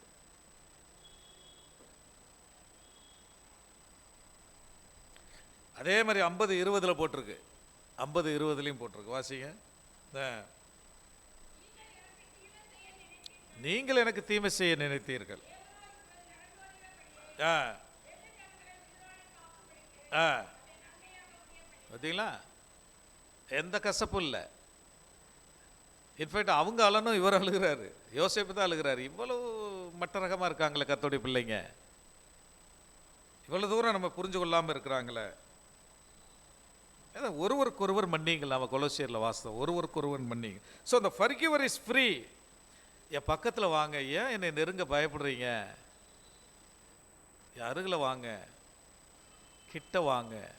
நான் சபையில் கவனிக்கிறேங்க, என்னுடைய அனுபவத்தில் 30 வருஷம் நான் ஊழியத்துக்கு வந்து அனுபவத்தில் கவனிக்கிறேன். திருமணமாக நம்முடைய குடும்பங்களில் ஏற்படுகிற, சபை குடும்பங்களில் ஏற்படுகிற திருமணங்கள், ஃபியூனரல், அது ஏதாவது ப்ரேயர் மீட்டிங், நீங்கள் கவனித்து பாருங்கள். இந்த மன்னிக்க முடியாத தன்மையில் இருக்கிற மக்கள், அவன் அந்த பக்கத்தில் உட்காந்துருக்கிறானா, அந்த பக்கமாக அந்த வாசல்லையா இருக்கான், சரி அப்போ நான் இந்த பக்கம்,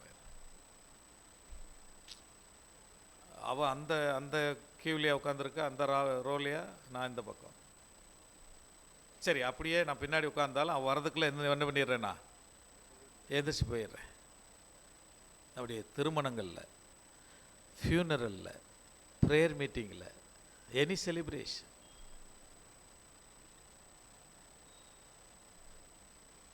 நீ யோசிச்சு பாருங்க. நீங்கள் கொஞ்சம் இந்த 12 மாதங்கள் எப்படி போச்சு, இது மாதிரிலாம் நமக்கு நடந்திருக்கா? ஒதுங்கி இருக்கிறோமா? இந்த வழியில் வர்றான் அவன், இந்த வழியில் போயிருக்கிறோமா? அவாய்ட் பண்ணியிருக்கிறோமா? யோசேப்பு ஏன் வர பயப்படுறீங்க, கிட்ட வாங்கங்கிறார், கிட்ட வாங்க. ரொம்ப அழகாக போட்டிருக்கல அந்த வசனம், 4ஆம் வசனமா அது, 45 நாளா, கிட்ட வாங்க இல்லை வாசிங்க, அது 4ஆம் வசனமா? Come near to me. எந்த வசனம்? முடிச்சிடுறேன், முடிக்க போகிறேன் சீக்கிரம். வாருங்கள் என்றார் இல்லை, கம் நியர் டு மீ. சும்மா நீங்கள் இப்போ பக்கத்தில் உள்ளவங்களை பார்த்து கூப்பிட வேணாம், பட் உங்கள் மனசுக்குள்ளே நினச்சிக்கோங்க, சகோதரனை என் பக்கத்தில் வர்றியா, சகோதரி என் அருகில் வர்றியா, நம்ம 2 பேரும் தழுவ முடியுமா, கை குலுக்க முடியுமா? கொஞ்சம் யோசிச்சு பாருங்க. 12 மாதங்கள், அடுத்த வருஷம் நமக்கு எப்படின்னு தெரியாது. நான் இந்த சகோதரனை 1 வருஷமாக பகைச்சிருக்கிறேன், கை குலுக்க முடியுமா இன்னைக்கு? இன்னைக்கு யாரை தழுவ முடியுமா? இன்னைக்கு பேச முடியுமா? நேற்று என் மனைவி ஸ்கூல்லேருந்து வெளில வந்தா, நான் பிக்கப் பண்ண போயிருந்தேன். வா அப்படின்டா. என்ன அப்படின்னா, அவர்கிட்ட கிட்டத்தட்ட ஒரு 6 மாதமாக அந்த பொண்ணுகிட்ட பேசலை அப்படின்டா. டீச்சர், ஒர்க் பண்ணுற டீச்சர், கூட ஒர்க் பண்ணுற டீச்சர். என்ன அப்படின்னா அவள் தப்பாக புரிஞ்சுக்கிட்டா. ரைட், பரவாயில்ல, நீ பேச தானே, நான் தான் பேசினேன் இன்னைக்கு, நான் தான் இன்னைக்கு பேசினேன் அப்படின்டா. பேசி 2 பேரும், நான் அப்படி பைக்கை நிறுத்திட்டு கண்ணாடியில் பார்க்குற 2 பேரும் கட்டி பிடிச்சிட்டு இருக்காங்க. எவ்வளோ பெரிய ஆசீர்வாதம் இல்லை இந்த வருஷத்து முடிவில். ட்ரை பண்ணுவோமா? ஃபர்கிவர் இஸ் ஃப்ரீ. யோசேப் மனசில் ஒன்றுமே இல்லை. ஹல்லேலூயா சொல்லுங்க சத்தமா. நீங்கள் என்ன ஒரு 4 பாட்டு போட்டு நல்ல உற்சாகமாக வார்த்தை பேசினா தான் பிரசங்கமா? யோசிச்சு பாருங்க. நீங்கள் மாமியார் போய் கட்டி பிடிக்கிறீங்களா? முடியுமா? முடியுமா? That's a challenge. Forgiver is free. 2வது, forgiveness is free. மன்னிப்பு உனக்கு இலவசம். நீ மாத்திரம் விடுதலை பெறல, பட் உனக்கு கொடுக்கப்படுகிற மன்னிப்பு இலவசம். இதை யோசேப்பு அறிந்திருந்தார். 2000 வருடங்களுக்கு முன்பதாக என்னுடைய நாதர் இயேசு கிறிஸ்து சிலுவையில் போய் பிதாவே தாங்கள் செய்வது இவர்கள் இன்னதென்று அறியாதிருக்கிறார், மன்னியும் என்றார். அந்த மன்னிப்பை இலவசமாக கொடுத்திருக்கிறார் ஆண்டவர் உங்களுக்கு. எனக்கு அன்பான திருச்சபை மக்களை, life is full of fractions of relationship. நம்முடைய வாழ்க்கை முழுவதுமே சிக்கலான ஒரு மாதிரி கந்தலான உடைக்கப்பட்ட உறவுகள் தான். ஆண்டவர் எதிர்பார்ப்பது ஒருவருக்கொருவர் மன்னித்து விட்டு கொடுத்து.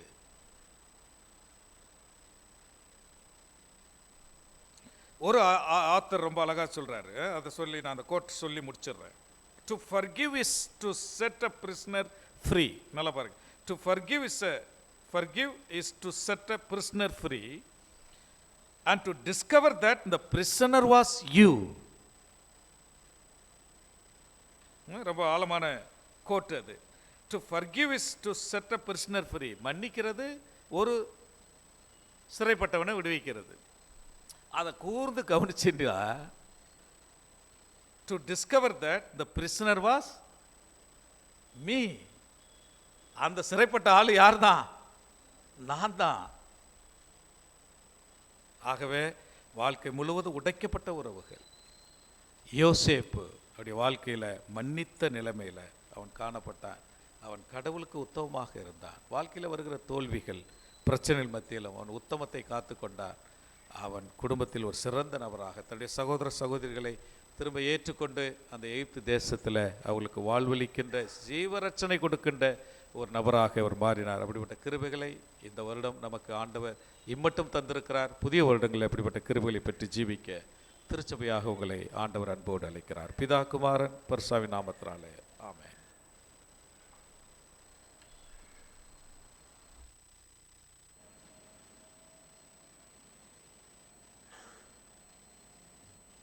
அனைவரும் எழுந்து நின்று விசுவாச பிரமாணத்தை நாம் அனைவரும் கேட்ட செய்தியின் அடிப்படையில் நாம் விசுவாச பிரமாணத்தை ஏறெடுப்போம்.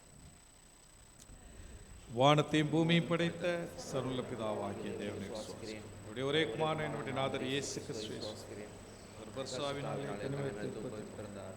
ஒன்றை பிலாத்தின் காலத்தில் பாடுபட்ட சிலுவையில்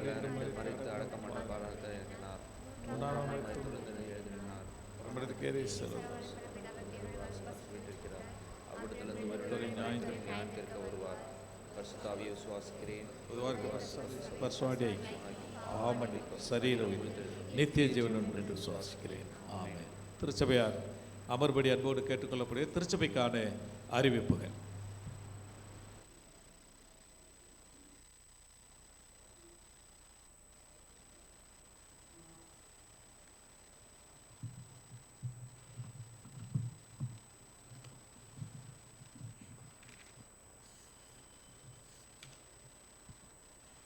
திருச்சபை மக்கள் அனைவருக்கும் இயேசு கிறிஸ்துவின் திருப்பெயரால் வாழ்த்துக்களை தெரிவித்துக் கொள்கிறோம். இன்று நமக்கு ஆராதனை நடந்து தேவ செய்தி அளித்த அருள் திரு ஸ்ரீ ஐயா அப்பாதுரை ஐயா அவர்களுக்கும் திருச்சபையின் சார்பில் நன்றி தெரிவித்துக் கொள்கிறோம். இன்று ஆல்டருக்கு மலர் கொடுத்து வழங்கிய குடும்பத்தினருக்கு திருச்சபையின் சார்பில் நன்றி தெரிவித்துக் கொள்கிறோம். இன்று மாலை 6:30 மணிக்கு வாலிபர் ஐக்கிய சங்கத்தினால் ஆராதனை நடத்தப்படும். வருகின்ற 31/12/2025 இரவு 11:30 மணிக்கு 2025ஆம் ஆண்டின் முடிவு ஆராதனையும், அதனைத் தொடர்ந்து 2026ஆம் ஆண்டின் புத்தாண்டின் திருவிருந்து ஆராதனை நடைபெறும். ஒரு நாள் வருமான சோஸ்திர காணிக்கை, புத்தாண்டு நன்றி படைப்பு காணிக்கையை ஆராதனையில் படைக்கும்படி அன்புடன் கேட்டுக்கொள்ளப்படுகிறீர்கள். புத்தாண்டின் 2ஆம் ஆராதனை காலை 8:30 மணிக்கு திருவிருந்து ஆராதனையாக நடைபெறும். திருமுழுக்கு எடுக்க உள்ளவர்கள் ஆயர் அவர்களை அணுகவும். 25/12/2025 அன்று கிறிஸ்மஸ் மாலை நம்முடைய ஆலயத்தில் அநேக புற மதத்தினர் ஜெபத்திற்காக வந்தார்கள். அவர்களை ஜெபித்து ஆசீர்வதித்து ஜெப எண்ணெய், கீச்சைன் மற்றும் டிராக்ஸ் வழங்கிய நம்முடைய ஆயர் லேப்ரிச்சாய அவர்களுக்கு திருச்சபையின் சார்பில் நன்றி தெரிவித்துக் கொள்கிறோம். அவர்களுக்கு உதவிய செயலர், பொருளர், சேகர்கள் உறுப்பினர், ஆண்கள் ஐக்கிய சங்கத்தினர், பெண்கள் ஐக்கிய சங்கத்தின் பொறுப்பாளர்கள் மற்றும் வாலிபர் பிள்ளைகளுக்கும் நன்றி தெரிவித்துக் கொள்கிறோம்.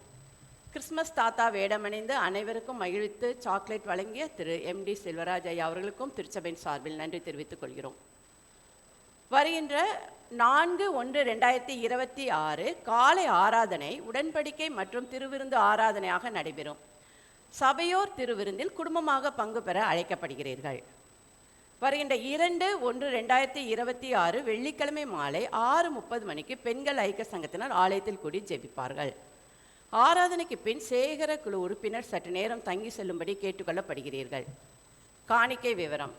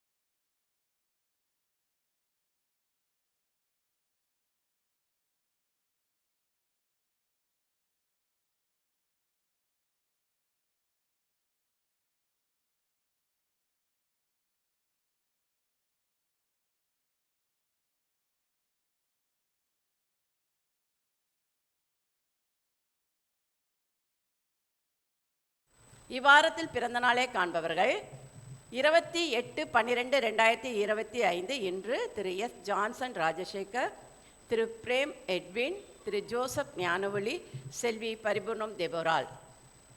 30/12/2025 ஸ்னேகா தேபோரால். 31/12/2025 செல்வி டாரதி கல்யாணி, செல்வி அனனியா. 1/1/2026 திரு கிளமெண்ட் குமரன். இவ்வாரத்தில் திருமண நாளை காண்பவர்கள்: 28/12/2025 இன்று திரு இடிடி ஜெயபிரகாஷ், திருமதி அன்புமணி விஜயராணி, திரு பிரேம் பிரதீப், திருமதி ஷீபா பிரேம் தம்பதியர், திரு ஜீவா டரஸ், திருமதி மர்சி சர்மா தம்பதியர். 29/12/2025 திரு ஜான்சன் ராஜசேகர், திருமதி ரேச்சல் ஷர்மிளா தம்பதியர், திரு ரமேஷோவான், திருமதி ஜபத்தங்கம் தம்பதியர், திரு செல்வின், திருமதி வசந்தி பிரியா தம்பதியர், திரு இம்மானுவேல் ஜோசப் சார்லின், திருமதி மர்லி தம்பதியர்.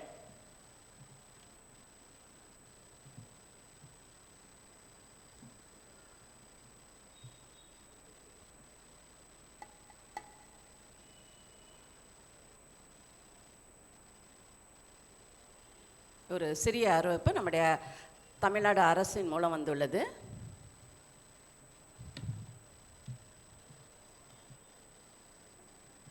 நம்முடைய சேப்பாக்கம் திருவல்லிக்கேணி சட்டமன்ற தொகுதி ஒருங்கிணைந்த திறன் மேம்பாட்டு பயிற்சி மையம் இலவச பயிற்சியுடன் கூடிய வேலைவாய்ப்பு. இலவச பயிற்சி காலம் 300, தகுதி எனி டிகிரி, வயது 18 முதல் 35 வரை. உங்களுக்கு இதற்கான விவரம் வேண்டுமென திரு அறிவு கலைச்செல்வன் அவர்களை அணுகவும், விசேஷமாக நம்முடைய சட்டமன்ற தொகுதிக்குள் உட்பட்ட பிள்ளைகள் இதை பயன்படுத்தும்படி அன்புடன் கேட்டுக்கொள்ளப்படுகிறீர்கள். இவ்வாரத்தில் பிறந்தநாள் மற்றும் திருமண நாள் காணும் யாவரையும் இயேசு கிறிஸ்துவின் திருப்பெயரால் வாழ்த்துகிறோம்.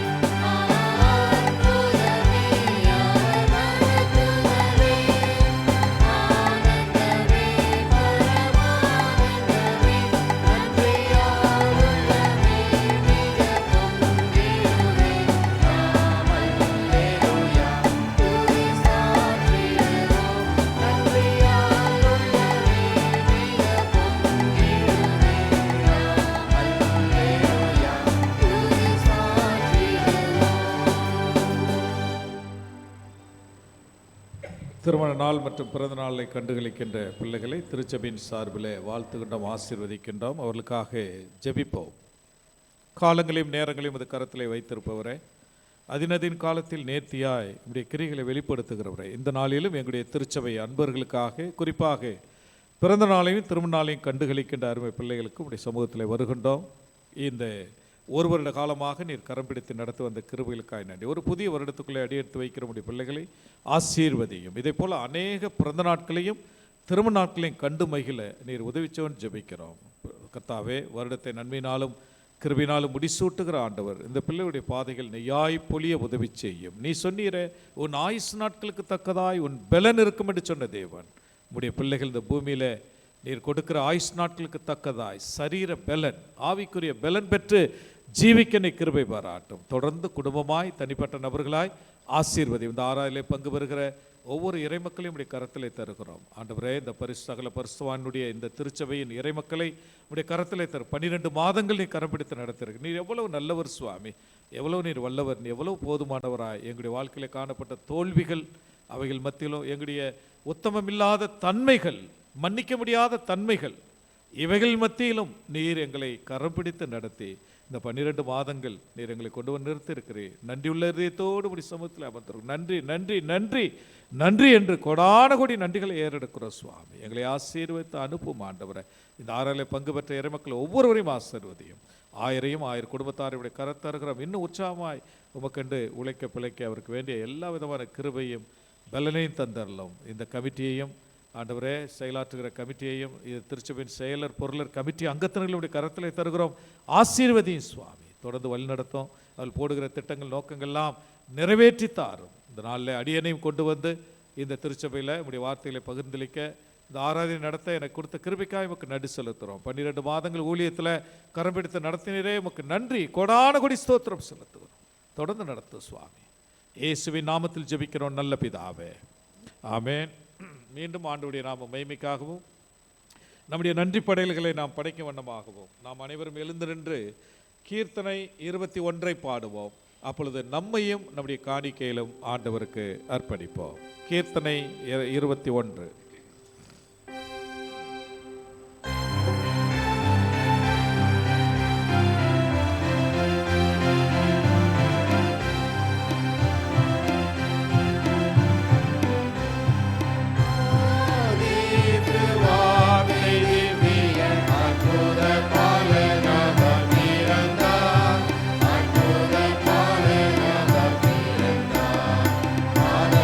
பாவத்தை சாபத்தை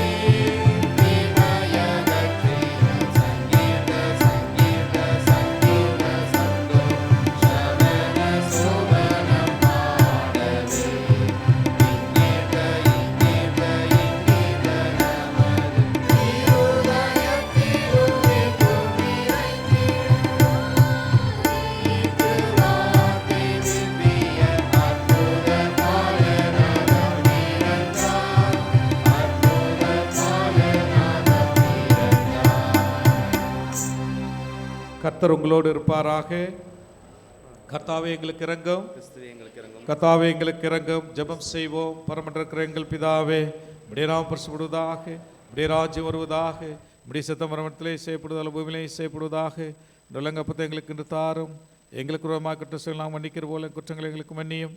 எங்களை சோதனைக்குள் பிரவேசிக்கும் நாம் தீமின்றி எங்களை ரசித்துக் கொள்ளும். ராஜ்யம் வல்லமை மகிமையும் என்றென்றைக்கு முடியவில்லை. ஆண்டவரே, உமது இரக்கத்தை எங்களுக்கு காண்பியும். ஆண்டவரே, எங்களை ஆளுபவர்களை வழிநடத்தும். பரத்தின ஞானத்தை கொடுத்தல். உம்முடைய பணிவிடைக்காருக்கு நீதியை தரிப்பியும். ஆண்டவரே, உமது ஜனத்தை ரட்சியும். ஆண்டவரே, எங்கள் காலத்தில் சமானத்தை தந்தரலும். கடவுளே, எங்கள் இருதயங்களை சுத்திகரியும். உம்முடைய பரிசாவி எங்களை தந்த சமாதானத்துக்காக ஜெபம் செய்வோம். சமாதானத்துக்காக ஏக சிந்தவருமாய் கடவுளே, மெய் அறிவதை நித்திய ஜீவன், உண்மை சேவிப்பதை மெய் சுவாதீனம், தேவரை தஞ்சமாக கொண்டிருக்கும் அல்லாகிய நாங்கள் எந்த விரோதடைய வல்லமைக்கும் பயப்படாதிருக்கும்படியாக எங்கள் சத்துக்கள் செய்கிற எல்லா பிரயாசத்திலும் எங்கள் ஆண்டவர் இயேசு கிறிஸ்துவின் வல்லமையினால் எங்களை காப்பாற்றி அருளும். ஆமேன். தேவ கிருபைக்காக ஜெபம் செய்வோம். சர்வமுள்ள நித்திய கடவுளை, இந்நாள் வரை எங்களை சுகமாய் நடத்தி வந்த எங்கள் பரமபிதாவாகிய ஆண்டவரே, இந்நாளிலும் அது மிகுந்த வல்லமையினால் எங்களை காப்பாற்றி நாங்கள் யாதொரு பாவத்துக்கு உட்படாமலும் எவ்விதமான மோசத்தை அகப்படாமலும் முது பார்வைக்கு நீதியாக இருக்கிற எப்பொழுதும் செய்ய நாங்கள் செய்கிற எல்லாவற்றையும் ஆளுகினால் நடத்தேற வேண்டும் என்று எங்கள் ஆண்டவர் இயேசு கிறிஸ்துவுமாய் வேண்டிக் கொள்ளுகிறோம். ஆமேன். இத்தருணத்தில் ஒருமனப்பட்டு உண்மை நோக்கி எங்கள் பொதுவான விண்ணப்பங்களை செய்ய எங்களுக்கு கிருபையளித்த சர்வமுள்ள கடவுளே, 2 பேராவது 3 பேராவது நாமத்தினாலே கூடி வரும்போது கேட்கலோ அள்ளி செய்ய வேண்டிய வாக்களிக்கிற கர்த்தாவே, முதடியாளாக நாங்கள் எங்களுக்கு வேண்டிய நன்மைகள் உண்டாக எங்கள் விருப்பங்களையும் வேண்டுதலை இப்பொழுதே நிறைவேற்றி இம்மையிலும் இப்படி சத்தியத்தை அறிகிற அறிவை மறுமையில நித்திய ஜீவன் எங்களுக்கு கட்டளையிட்டரலும். ஆமேன். ஆண்டவருடைய இரக்கமுள்ள கிருபைக்கும் பராமரிப்புக்கும் உங்களை ஒப்புவிக்கிறோம். நம்முடைய ஆண்டவராகிய இயேசு கிறிஸ்துவின் கிருபையும் பிதாவாகிய தேவனுடைய அன்பும் பரிசுத்த ஆவியானுடைய ஐக்கியமும் நம் அனைவரோடும் என்றும் என்றும் சதா காலங்களில் நீடித்து நிலைத்திருப்பதாக.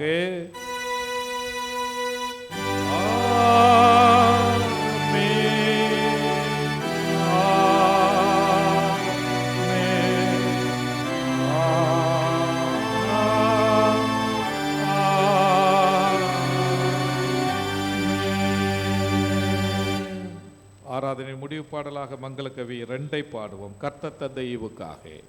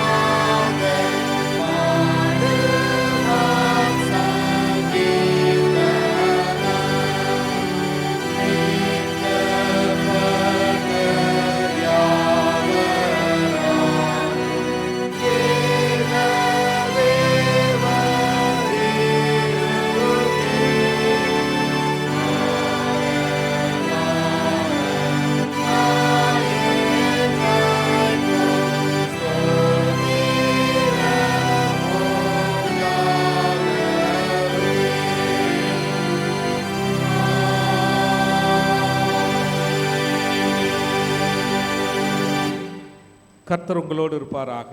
ஆவியோடும் இருப்பாராக. சமாதானத்தோட போய் வர கடவோம். கர்த்தருடைய நாமத்தினாலே ஆமென். அனைவருக்கும் நன்றி.